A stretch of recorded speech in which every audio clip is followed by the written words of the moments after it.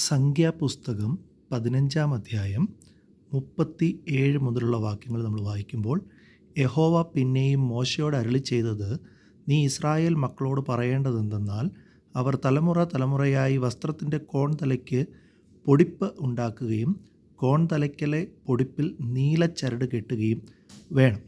നമുക്കറിയാം, യഹൂദന്മാർ അവർക്ക് പ്രത്യേകിച്ച് അവരുടെ പുരോഹിതന്മാർക്ക് പ്രത്യേക വസ്ത്രങ്ങൾ ഉണ്ട്. ഇവിടെ നമ്മൾ കാണുന്നത് ഒരു പുരോഹിതൻ്റെ വസ്ത്രമാണ്. അദ്ദേഹം തൻ്റെ സിനഗോഗിലെ പ്രവൃത്തികൾ ചെയ്യുമ്പോൾ ധരിക്കുന്ന ഒരു പ്രത്യേക ഷോളാണ് നമ്മൾ ഈ കാണുന്നത്. ഈ ഷോളിൽ 10 കൽപ്പനകൾ രേഖപ്പെടുത്തിയിരിക്കുന്ന അതിൻ്റെ ഒരു സിമ്പൽ നമുക്ക് കാണാൻ സാധിക്കും.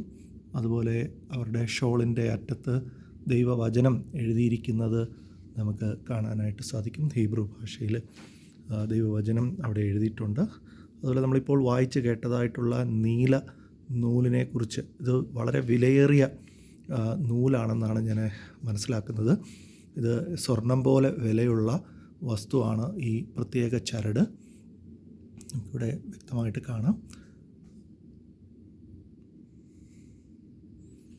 ദൈവവചനത്തിൽ പറയുന്ന കാര്യങ്ങളൊക്കെ അവരിപ്പോഴും അതുപോലെ അനുസരിക്കുന്നു. വളരെ വിലയേറിയ, ഇത് എൻ്റെ അധ്യാപകന് അദ്ദേഹത്തിൻ്റെ വിവാഹ സമയത്ത് ഭാര്യ വീട്ടിൽ നിന്ന് കൊടുത്ത വിലയേറിയ ഒരു ഡ്രസ്സാണിത്.